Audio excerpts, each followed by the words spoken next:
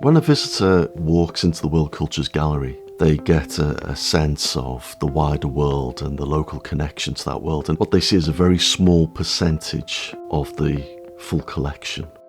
In the collection, we have about 13,000 objects, and there's about 5 to 7% of that on display at any given time.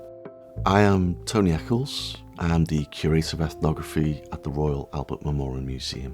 We have this wonderful treasure trove from lots of different people who worked in the British Empire as missionaries, traders, colonial officers, soldiers, adventurers.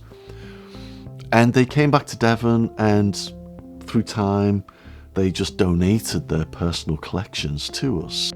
What's so wonderful about that is that it highlights the Exeter Devon collection to the wider world, and that is very important. There's a small group of artefacts that we have that come from the state of Victoria in Australia, and they were donated in 1868 by a chap who has family in Devon, and we knew nothing about this individual until a friend of mine from the British Museum was doing some work on the collections here, and we were talking about the names of some of the donors, and W.R. Hayman came up, and she asked, "Tell me that name again." Oh my goodness, we've got a little discovery here. I think what we have here is a collection that's been lost. Hayman was the manager of the very first Aboriginal cricket team in England in 1868. They came over from Australia. It was a way for Hayman as a business opportunity to make money. And once they finished the cricket game, they would do a demonstration of Aboriginal skills like spear throwing and boomerang throwing. They played almost every day.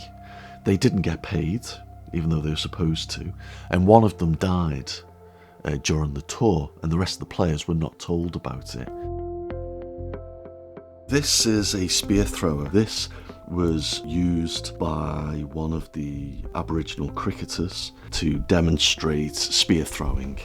So you have your spear here, would be held in place with a peg, and you would run and then you would snap it. It's a successful hunting device. And so we loaned this collection to Lords for a special exhibition to commemorate this event. And the Aboriginal Australian cricket team came over, and they held the artefacts that their ancestors had made. So it was quite a touching, important moment for everybody involved in that process, more so for the visiting players.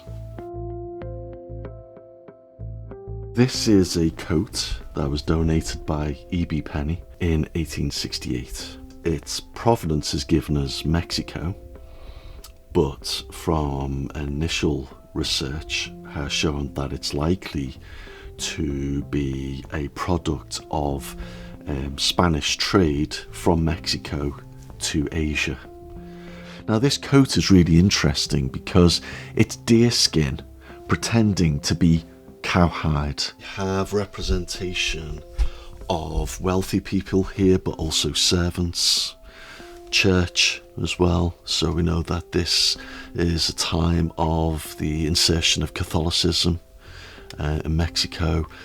So it's indicative of that time. And we are trying to find out who E.B. Penny was. We know he was a trader, but we don't know any more.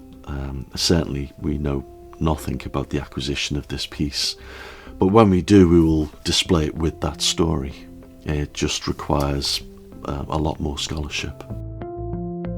So when a visitor comes into the gallery, I'd like them to think not everything was stolen. There's a lot of things that were purchased or gifted or found, and I don't mean unethical acquisition. There are things that are gifted and made for visitors and friends and people who have travelled worldwide. What we are trying to talk about honestly in the gallery is opening out those real histories of the object projects looking at different perspectives, trying to be as inclusive as possible. So it's not just a one-sided, unfair narrative that may have existed last century. We engage with those communities and their voices need to have a stronger presence. And, you know, we want to show our donors in an honest light for who they really were. So we make items in the gallery available for communities on religious days. So we have a very strong connection with our local Hindu organisation and the community in Exeter. And we want to be relevant to all of our other communities as well, both here in the UK and in Exeter and abroad.